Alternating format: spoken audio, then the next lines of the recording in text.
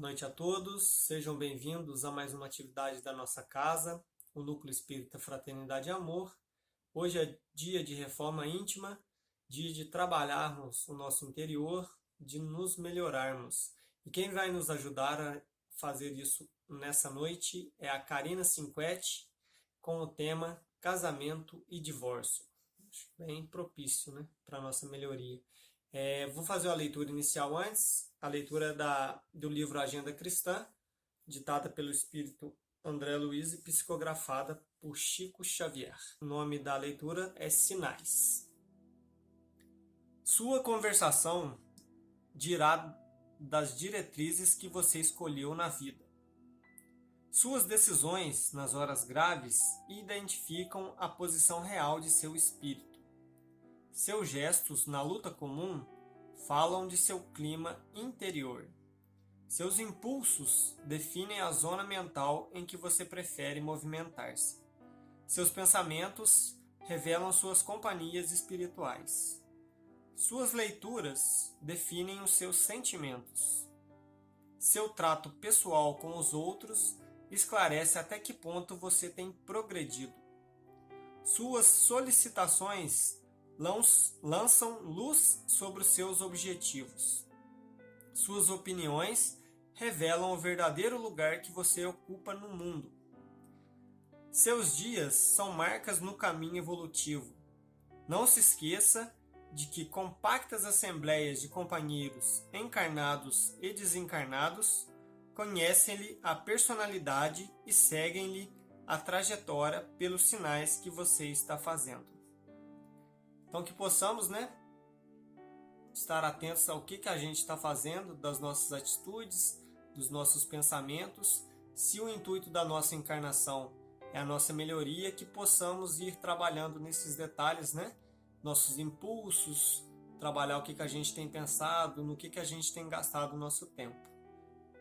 Agora nós vamos para a nossa prece, então que possamos elevar o nosso pensamento, agradecendo por mais um dia encarnados, pela oportunidade da mudança que temos, que possamos manter nossos pensamentos em boas vibrações, atraindo espíritos que vão nos auxiliar em coisas boas, e que nossas atitudes possam ser também pautadas, pensando no bem do próximo.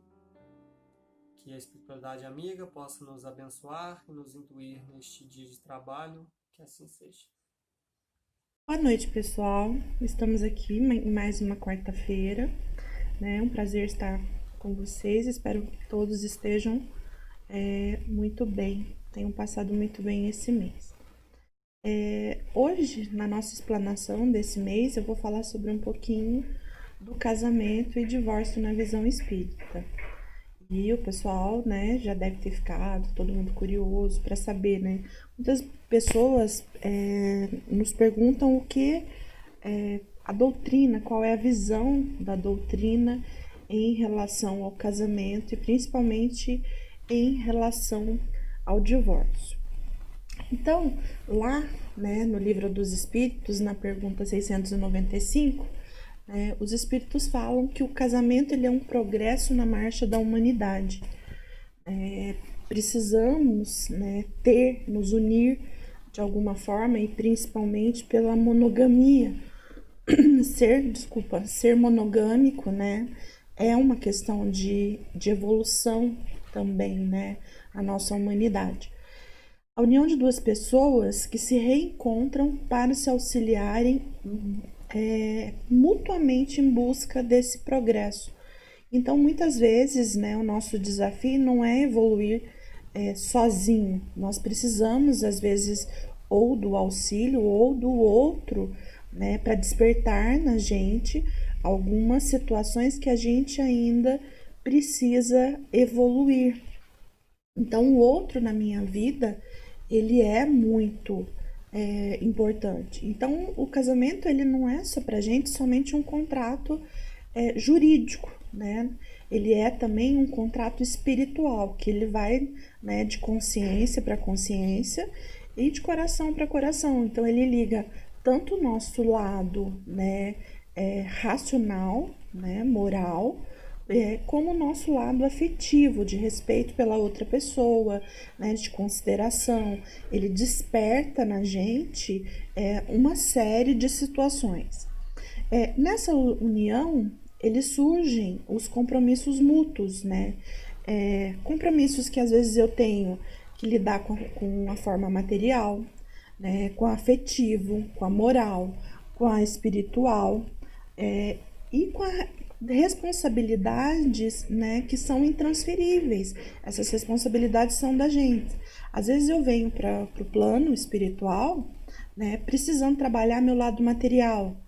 E eu, às vezes, sozinho, não vou conseguir. Aí eu vou casar com uma pessoa que, de repente, vai me auxiliar nesse movimento, a enxergar que, de repente, as coisas materiais não são o principal. Ou, às vezes, eu vou vir com a falta desse material, e isso vai ser tudo muito difícil para mim. E essa pessoa vai me auxiliar, como no lado moral também, como no lado espiritual. Eu falo pro Edmilson, né? Eu cito de exemplo que o Edmilson, eu acho que eu vim com ele para despertar muito o meu lado espiritual, porque eu sempre fui uma pessoa que não me encaixei, né, na religião que eu seguia. E a partir do momento que eu passei a conhecer o Edmilson, conhecer o Espiritismo, parece que tudo para mim fez muito mais sentido. E talvez, né, se eu não tivesse conhecido, não tivesse casado, não tivesse vivendo esse movimento da doutrina, talvez eu continuasse de alguma forma muito desamparada a nível da espiritualidade. Então, talvez um dos nossos compromissos seja o lado espiritual. A doutrina ela é bastante clara quanto à seriedade do vínculo material. Ele mostra pra gente, né, que ele é fruto desse planejamento espiritual. Então, quando a gente está lá no planejamento reencarnatório e a gente se propõe a voltar, é feito também acordos, né, com as pessoas que você vai se religar novamente e principalmente os espíritos que você vai trazer também como filhos. Então, pode ser que precise desse ajuste. Eu, meu marido e os filhos que eu trouxe, nós estamos reajustando nossas provas, né? E isso é uma coisa muito importante, porque é uma missão muito difícil. Quem é casado sabe, quem tem filho sabe o tanto que é difícil. Às vezes a gente não tem tanta afinidade com um dos filhos, é tudo mais complicado com aquela pessoa. Não é que você não tem amor por aquela pessoa, mas ela desperta em você coisas que você precisa melhorar, como você desperta no seu filho coisas que você também que ele precisa melhorar nesse momento de existência. E é um desafio bem pesado às vezes, porque às vezes vamos trazer filhos com viciações, né, com falta de moralidade. Como podemos ser pai com tudo isso também? E é um resgate muito difícil. Tanto é que eu brinco, eu falo muito que o nosso resgate não é com as pessoas de fora. As pessoas ficam muito voltadas, né? O medo que eu tenho, o que as pessoas vão pensar, o que o outro vai falar. Não, a sua missão não é somente com essas pessoas de fora. A parcela com as pessoas de fora é muito pequena. O seu maior desafio está no movimento familiar. É lá que está a nossa oportunidade de crescimento. E o André Luiz, ele nos fala, né, que há os casamentos por amor, pessoas, né, que voltam para viver esse amor de uma forma mais intensa, de fraternidade, de provação e de dever. Às vezes eu recebo, né, o dever de estar junto com essa pessoa.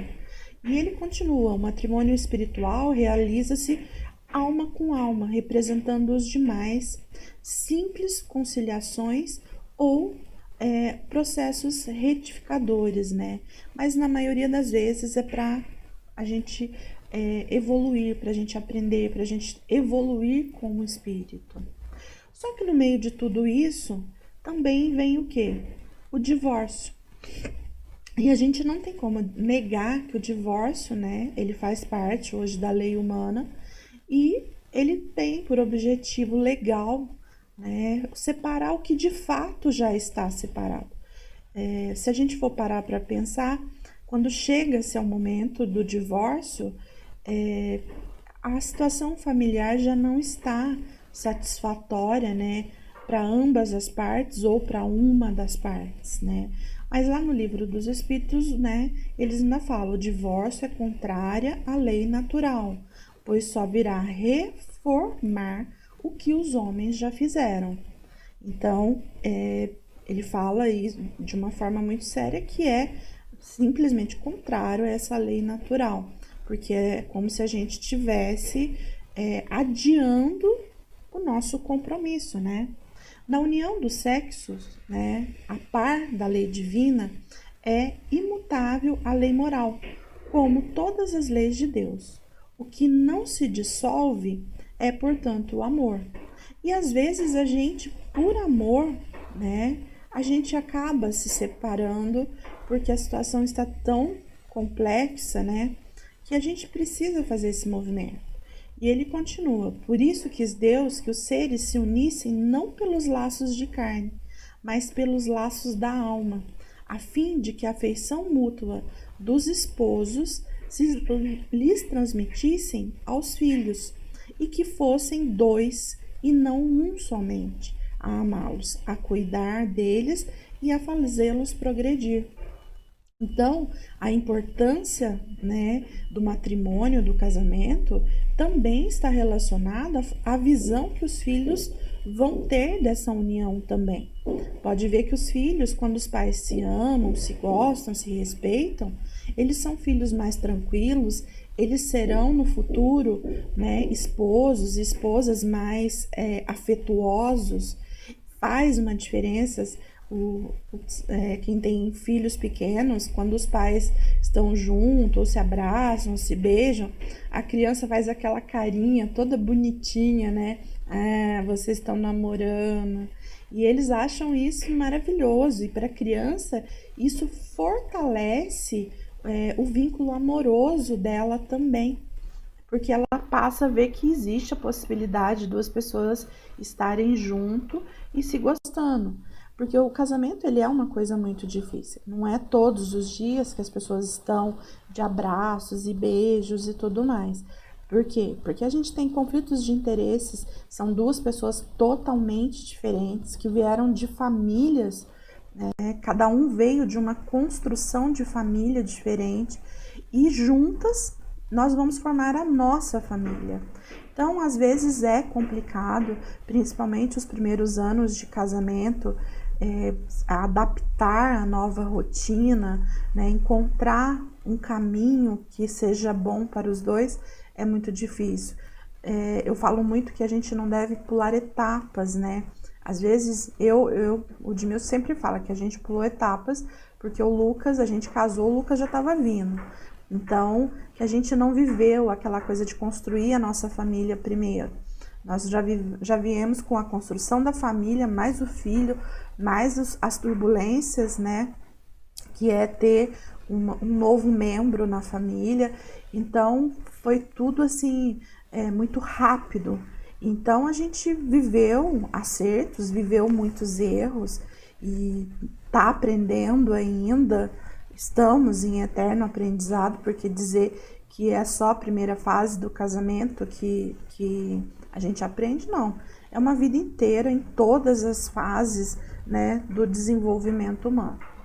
Porém, chega, né, em algum momento, que a situação da relação fica tão complicada que talvez o divórcio, né, seja a melhor saída. Então, ele fala assim: compelidos. Muitas vezes, a última fronteira da resistência, é natural que o esposo ou a esposa, relegado a sofrimento indébito, se valha de divórcio por medida extrema contra o quê? Há coisas maiores que podem acontecer. De repente, levar a pessoa a um suicídio, a um homicídio, ou a calamidades, né? Aqui a gente vê uma foto de um pai agredindo a esposa na frente do filho, né? E isso eu vou agravando e eu vou adquirindo, né, novas situações aí para vidas pregressas, né? Então, às vezes o divórcio ele acaba sendo dos males o menor. Então é como se eu adiasse essa prova, né? E eu tentasse resgatar isso numa outra oportunidade. Às vezes estar separado é uma medida de proteção, tanto para as pessoas ali envolvidas, o casal envolvido, como para os próprios filhos. Eu tenho filhos que eu atendo em consultório que muitas vezes eles falam. Eu pergunto, você tem vontade, né, de ver seus pais juntos novamente? Como é que é essa relação para você da separação dos seus pais? E muitos deles falam para mim, olha, o meu pai com a minha mãe, eles funcionam melhor separados. É triste eu falar isso, eu amo os dois, amava a casa que a gente tinha, a situação familiar, porém, quando eles estavam juntos, eles eram destrutivos. Eram constantes agressões, eram constantes brigas, eu não conseguia ter paz dentro da minha casa. Eu ficava sempre com medo de chegar e ter acontecido alguma coisa muito mais grave. O divórcio, quanto às vezes é necessário, não é caminho salvador quando lutas se agravam. Então tem muitas pessoas que acabam persistindo, né, quando a relação está muito doentia. Às vezes está tão doentia que a família toda passa a ficar disfuncional. Então você fala, então vamos partir para um caminho de separação. E uma das partes fica, não, eu vou salvar, eu vou conseguir mudar, vai melhorar. E aí a pessoa já tentou de tudo. E isso continua não dando certo. E olha que interessante, ele fala aqui pra gente, ninguém colhe flores do plantio de pedras. Então, o casamento ele é uma construção que eu tenho igual uma plantinha. Eu tenho que estar sempre regando, eu tenho que estar adubando essa relação. Eu não vou fazer isso somente quando já a planta tiver morrido. Às vezes a planta já morreu, aí eu venho com uma super dose de adubo nela. E não vai adiantar, ela não vai florescer. Aquilo tudo já endureceu, já virou uma pedra. Então, pouco se tem a fazer. Se existe uma raizinha lá embaixo, bem fraquinha, que possa ter a chance de florescer de novo, eu ainda tento, mas a maioria das vezes é muito difícil. Só o tempo consegue dissipar as sombras que amontoamos com o tempo. Então, a gente tem que pensar que o quê?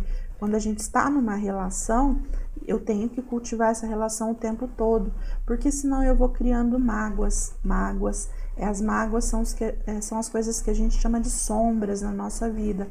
Vai ficando aquilo guardado, um dia atrás do outro, um dia atrás do outro. Você vai recebendo as humilhações, você vai recebendo os desagrados, você também não se comunica corretamente, não fala o que está sentindo. E quando vê tudo isso, se perdeu, não faz sentido mais para você. E ele fala aqui, só o perdão incondicional apaga as ofensas. Apenas o bem extingue o mal. Olha para você ver que interessante. Somente o perdão incondicional apaga as ofensas. Mas hoje, nós seres humanos, nós temos esse movimento de perdão incondicional. Isso aí é um desafio muito grande para a gente. Perdoar é um dos desafios maiores que talvez nós, seres humanos, tenhamos. Porque eu posso perdoar a pessoa, mas eu não vou querer a pessoa do meu lado mais. Eu posso perdoar e posso manter a distância, é um direito que eu tenho, Então, por isso que a gente tem que nas relações, de casamento, de união, a gente tem que estar cultivando, tentando resolver os problemas na hora, ouvir a outra parte, não se colocar sempre como dono da razão, que é a coisa mais difícil quando você entra numa relação e o outro te corrige o tempo inteiro, ele sabe que você é certo, que ele acha que ele é certo o tempo todo, que você é um eterno aprendiz dele, né? Porque na verdade nem tudo que a gente pensa é correto. E às vezes eu tenho que ouvir, se eu tô numa relação que é uma troca mútua, então eu tenho alguma coisa para aprender com a outra pessoa também. Então eu tenho que parar para ouvir. E tem pessoas que não param para ouvir. Tem pessoas que mandam muito o tempo inteiro. Eu olho ali meu parceiro como se ele fosse um objeto meu, uma pessoa que eu mando fazer isso, faça desse jeito, olhe desse jeito. Eu vejo pessoas aqui que tem, eu recebo um consultório, às vezes pessoas que têm filhos, a mãe não delega função pro pai, porque ela não confia no pai. Gente, mas é o pai, não é qualquer pessoa, né? Eu falo para elas, o que você acha que o pai dessa criança faria mal para ela? Ela ama, ele ama o filho tanto quanto você ama. Por que ele não pode fazer? Por que ele não pode dar banho nessa criança, pegar essa criança? Por que você acha que ele vai deixar? Ele não vai fazer da forma como você faz e talvez com a rigidez que você faz.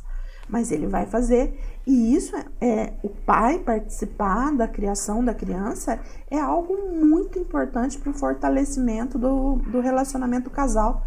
Um casal que participa, os dois da vida ativa ali do filho, vamos em reunião, vamos em festa, os filhos se sentem muito mais seguros. Uma das maiores reclamações que eu tenho em consultório é muitos mães e filhos que chegam e falam: mas o meu marido, ele nunca foi numa reunião da escola, ele nunca foi numa festa, ele nunca tem tempo. Essa semana eu recebi um caso, a adolescente falava para mim assim: é engraçado, eu vou para 18 anos e nesses 18 anos meu pai participou de 2 festas minhas, porque ele mora em outra cidade e a data do meu aniversário coincide com a data de aniversário do chefe dele, da filha do chefe dele. E ele fica sempre pro aniversário da filha do chefe e poucas as vezes ele veio pro meu aniversário. Olha isso, que simbólico, gente. E aí ela ainda continuou. Ele nunca veio numa festa junina que eu tive na escola. Eu não lembro. Eu tenho sempre fotos com a minha mãe, com a minha avó, com o meu avô. Mas o meu pai mesmo nunca veio. E geralmente festa junina de criança é final de semana, né? Então, às vezes o pai tinha essa dificuldade também de participar desses movimentos. Foi o que eu disse para ela. Às vezes ele tem essa dificuldade também. A gente não pode também apedrejar essa pessoa. Às vezes a pessoa tem dificuldade de estar ali no meio daquela situação toda, né? Ela tem as suas crenças que ela desenvolve ao longo da vida. Às vezes ela não viveu isso com seus pais, então ela acha que ela se comportar da mesma maneira é normal porque ela sobreviveu àquela situação. Só que as gerações vão mudando, as pessoas mudam, as necessidades vão mudando ao longo do tempo. Então eu tenho que me adaptar.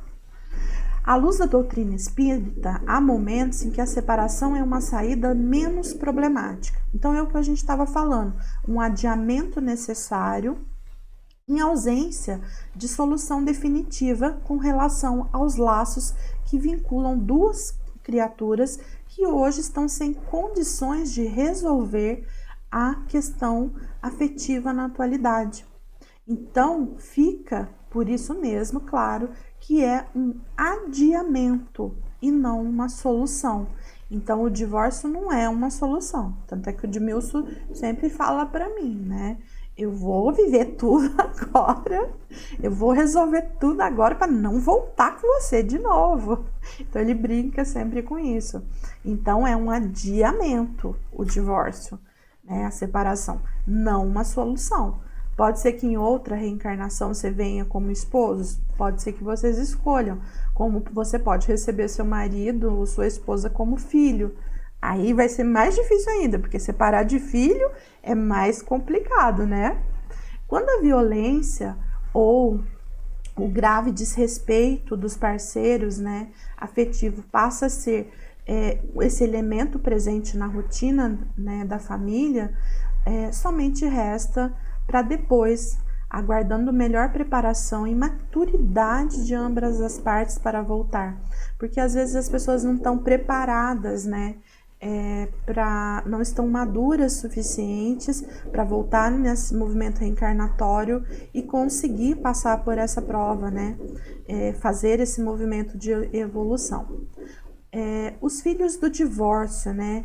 Como é que ficam esses filhos durante um movimento, né, de separação? O divórcio é o segundo evento que causa mais estresse na vida das pessoas, deixando-as frequentemente decepcionadas, frustradas, magoadas, tristes, inseguras, insatisfeitas, embora também possa deixá-las em alguns momentos aliviadas, esperançosas e livres. Olha como isso é contraditório para a criança. Você imagina, eu amo meu pai, eu tenho meu pai e minha mãe, mas eu fico triste, eu fico insegura, eu não sei como é que eles vão estar em casa. Mas aí quando eles se separam, eu sinto alívio. Aí eu sinto aquela sensação de, nossa, parece que foi melhor mesmo, tinha que ser assim. E aí, da criança tem que escolher um dos lados, às vezes, com quem vai morar. E eu sempre falo para filhos, trato crianças que estão em processo de separação dos pais, eu falo, papai e mamãe vão ser sempre papai e mamãe. Você não gosta mais de um ou mais do outro, você gosta dos dois. Isso é um problema da relação dos dois, não é um problema do filhinho, né? O filhinho ama os dois amam o filho. Então a criança fica muito insegura.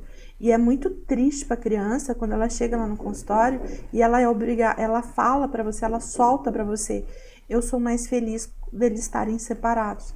Às vezes ela chora, porque ela acha que ela está indo contra, né, o processo natural, né? E ela fica muito abalada, e isso mexe muito com a criança, dispara muito sensação de ansiedade. A separação do casal é, na maior parte dos casos, um processo complicado e doloroso. Os pais e mães, em demonstração de falta emocional e a maturidade diante da situação vivenciada, passa a usar os filhos para ferir o outro. Então, é o que a gente chama hoje, né, no processo jurídico, alienação parental. Então, um começa a falar mal do outro para a criança, e a criança fica naquele meio, dividida, adoecendo. Alienação parental adoece os filhos, lembre sempre disso. Eu não falo mal, né, do meu ex-companheiro para a criança não vai resolver nada, ela simplesmente, em alguns casos, passa o recado, mas até isso a criança ela é mais madura, às vezes, do que os próprios pais. Ela não fala, mas ela fica guardando aquele movimento do que foi falado. Os filhos geralmente apresentam, né, vários sentimentos em relação ao fim desse relacionamento. Primeiro é o choque, né, a confusão, porque eles ficam muito com quem que vai ficar minhas coisas, mas o meu pai não vai poder entrar na minha casa mais, a minha mãe não vai poder. Vergonha, muita vergonha, principalmente em relação aos colegas na escola, a saudade, né, e o sentimento que eu vejo muito é a esperança de que um dia os dois voltem. E isso é uma coisa também complicada, porque a criança às vezes não fala para os pais, mas ela alimenta aquela esperança, porque assim, não viveu só momentos ruins, teve momentos bons também, e ela se apega muito às coisas boas, né? Então é um sofrimento muito grande para essa criança. Portanto, né, sendo enviado à separação, trate os pais de demonstrarem maior solidariedade e altruísmo, amando seus filhos de verdade. É a hora de ajudarem os filhos que são os mais frágeis nesse turbilhão. Porque aí, quando entra no processo de divórcio, entra num movimento totalmente egoísta. Cada um se fecha nas suas razões, cada um quer se defender. É como se fossem duas pessoas em guerras, cada uma de um lado da trincheira, e aquelas crianças no meio de todo aquele turbilhão. Ninguém enxerga essas crianças. E eu falo sempre para as crianças, né? O divórcio não dissolve a família, ele não dissolve a família, e sim a relação conjugal. Querendo ou não, o vínculo família vai ser para sempre, né? Eles não vão ser mais um casal. Papai e mamãe não é um casal. O correto é que a gente tivesse maturidade para que houvesse a separação, mas a gente conseguisse ir nas festas da escola juntos, no aniversário da criança, ter uma relação saudável dos dois participarem de forma amigável, né? Por isso que a gente ainda precisa, né, entrar num grau de evolução ainda muito grande.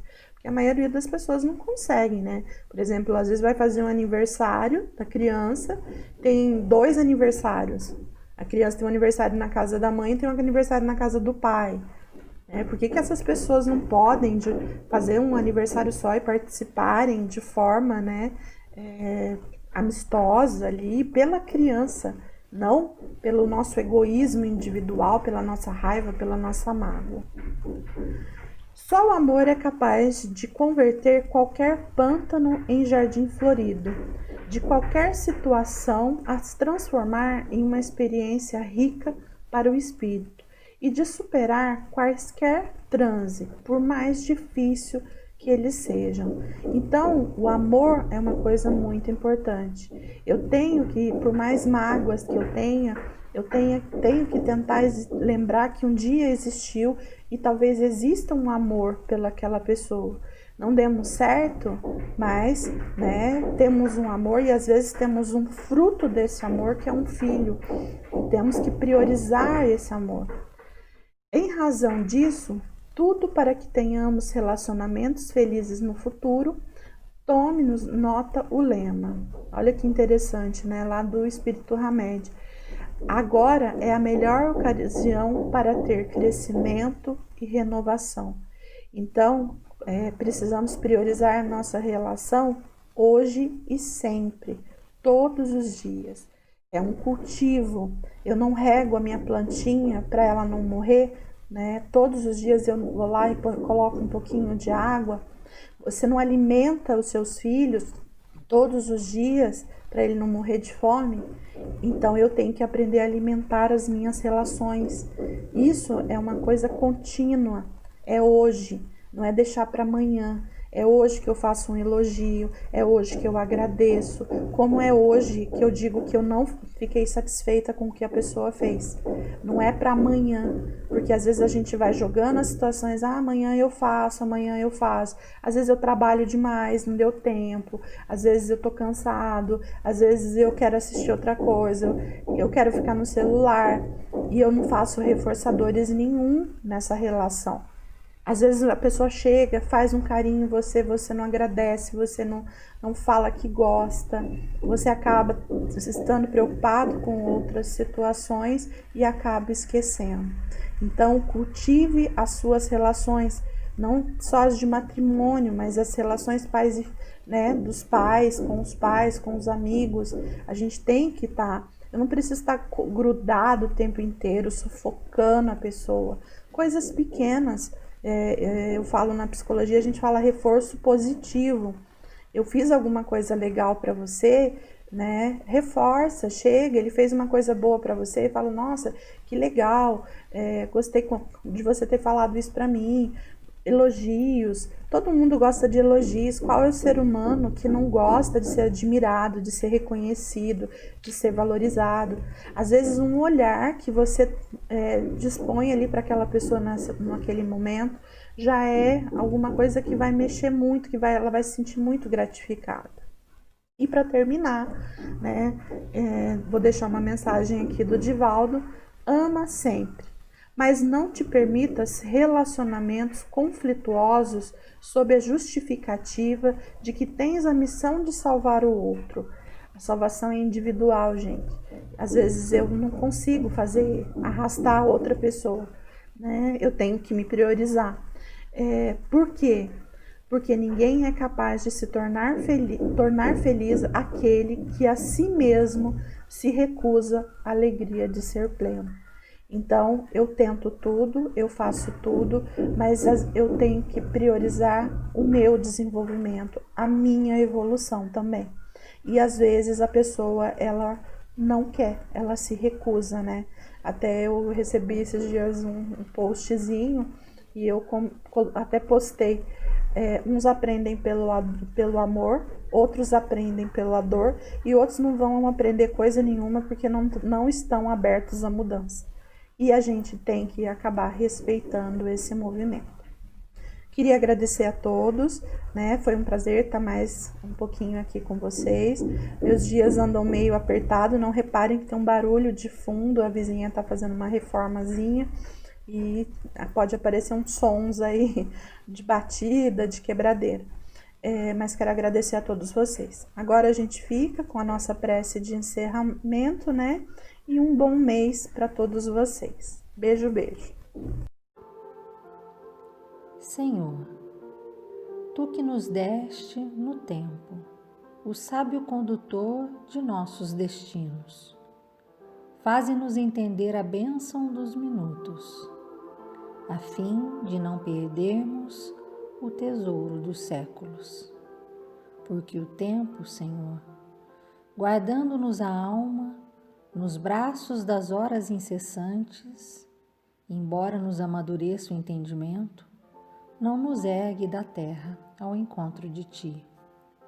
Por ele, temos a hora do berço e a hora do túmulo, a hora de semear e a hora de colher, a hora de ir e a hora de chorar.